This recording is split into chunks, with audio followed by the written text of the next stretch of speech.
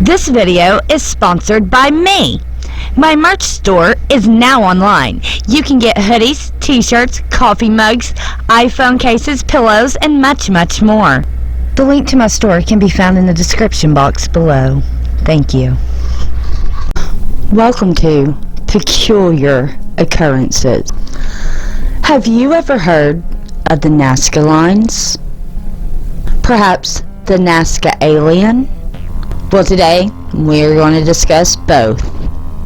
A human achievement or an alien megastructure right here on Earth. Either way, it's a peculiar occurrence, so you know we gotta talk about it.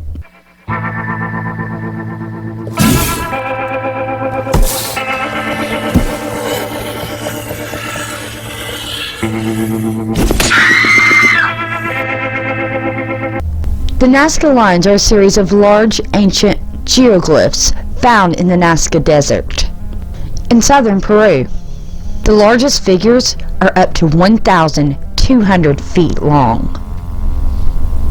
The largest plateau stretches more than 50 miles between the towns of Nazca and Pampa. Although UFO researchers believe that these lines were created by aliens due to the belief that they can only be seen from an aircraft.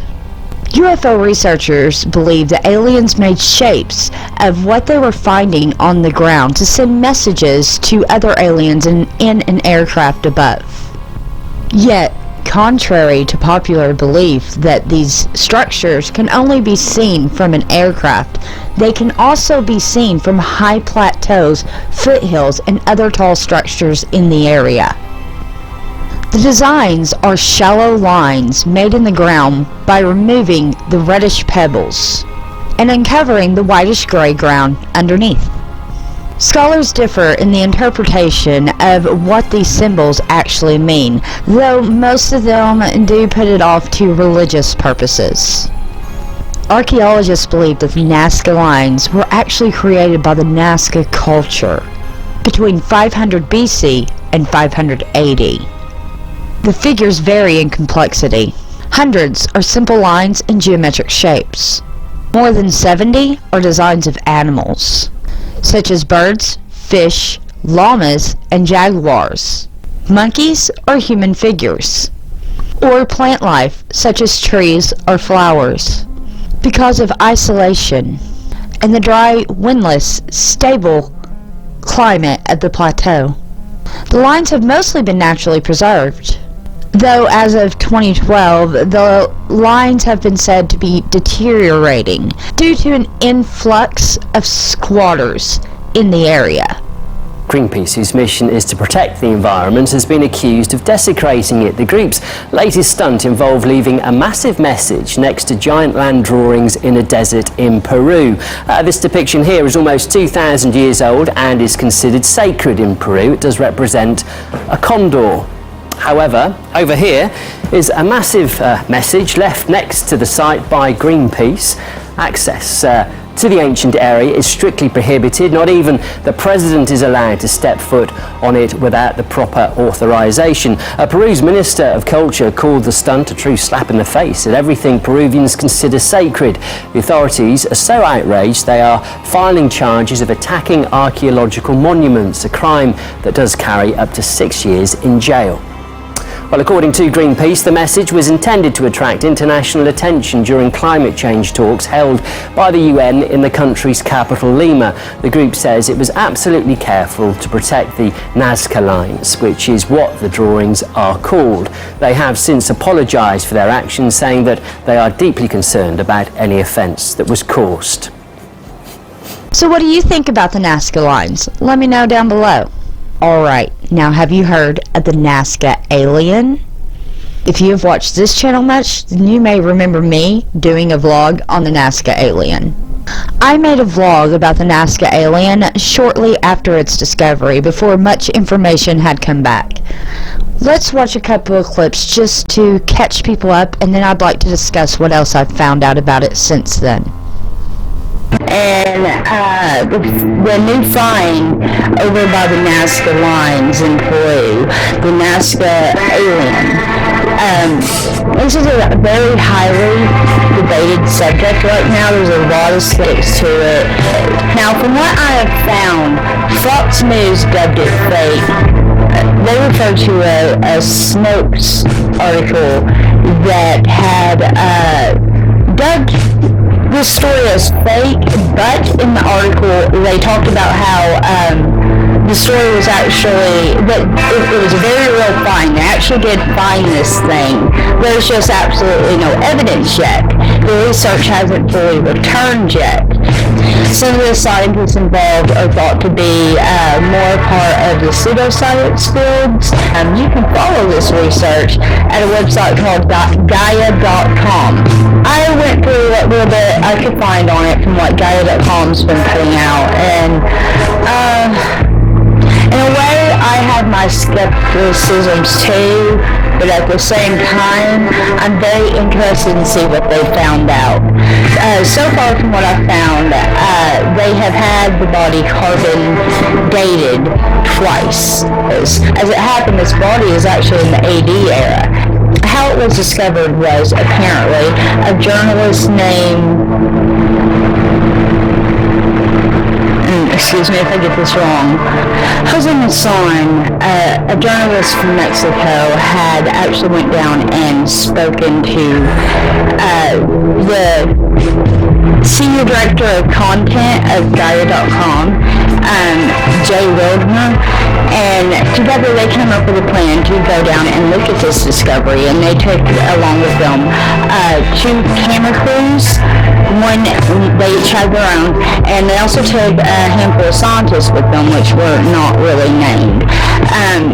This is where a lot of skepticism comes in. A lot of the scientists that were named were known as pseudo-scientists, and particularly a Russian scientist, and I'm so sorry, I'm not sure I can really pronounce his name, but here's his information. And here's a scientist of bioelectrography. They also took this body and had it x-rayed or sent through an MRI through a USA radiologist. And also looked at by a Russian head of images analyst of the Medical Institute at MIBS. And this is something else I also had to look up. MIBS was a company that was started in 2003, and they're basically MRI experts. And the doctor from the U.S. had stated that this looks very real. The bone structures look very real. It looks like it is real bone. The 3 fingers, she don't see how anybody could have gone in there and faked that. And as far as the doctor from MIBS, that director had taken a look at the body, and she said, though it seems mummified because it has like this powder on the outside of it that has helped to preserve the skin and the body, it wasn't actually mummified because none of the organs had been removed. So I find that very interesting. I do. Now the videos at Gaia.com, which is where you can actually keep up with all of this, they talk about how they're still waiting for a lot of results to come in. Like I said, I don't know what kind of scientists that they have on this, but they are waiting for results to come back from labs. I personally hope that they're going to have a DNA analyst on this to study the DNA so that we know how much of it is human, primate, like today's species of human or primate, or if there is any sort of extraterrestrial DNA that's not found here on Earth inside of this thing. Because I mean, I've looked into it, and there are certain conditions that can cause these sort of things, like the elongated head. There was an old head binding ritual, and then there's also a deformity called cleft hand. Alright, now we have a lot to talk about with this clip. From everything I am finding out, the group surrounding the project had a lot of private tests done with private institutions, such as the ones that I mentioned in the video. Then an outcry from the Peruvian Archaeologist and Anthropologist Society to allow them to examine the body and verify that their claims were true. The parties involved with the Nazca aliens refused to allow the Peruvian anthropologist to examine the body. Why would they refuse?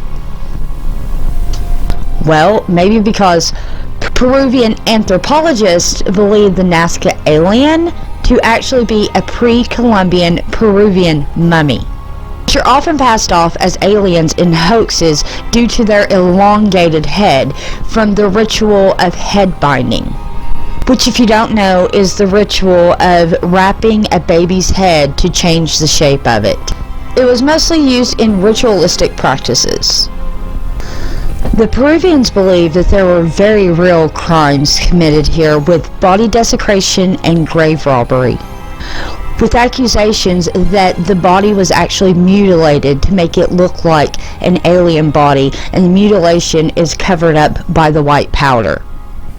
The position in which the body is sitting is actually an old pre-Columbian Peruvian burial position for children. The mouth is left in an open position because that's just naturally what a dead body's mouth does unless it's sewn shut. I didn't know that till here recently. The Peruvian branch of World Congress on Mummy Studies even called for a criminal probe, with claims that genuine mummified human remains had been used to construct this alien. Well, that's all I've found on this peculiar occurrence. I really wanted to go back and revisit this one because, well, at the end of the vlog about the Nazca alien, I said if I ever heard any updates, I would. And quite frankly, that vlog I did on the Nazca alien is what sparked the idea for peculiar occurrences. So I thought I should come back and actually make this a peculiar occurrence. What a peculiar occurrence that was. Alien or human? The world may never know. What do you think it is? I think I know what it is, but I'd like to hear your opinion down in the comments below. As well, if you have a peculiar occurrence you would like me to look into, leave it down in the comments below, or let me know on Twitter, @LilithNova1. And if you like this video and you want to see some more peculiar occurrences, please give this video a thumbs up. If you like me, please subscribe and hit that little bell button while you're there so you know when I upload. And until next time, keep your eyes peeled for all things peculiar. Have you ever felt? Are you listening? Damn.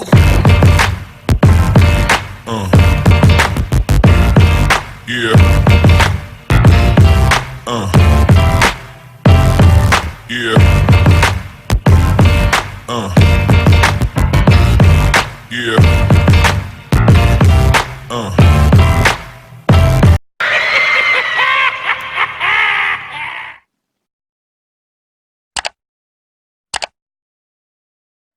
This video is sponsored by me. My merch store is now online. You can get hoodies, t-shirts, coffee mugs, iPhone cases, pillows, and much, much more.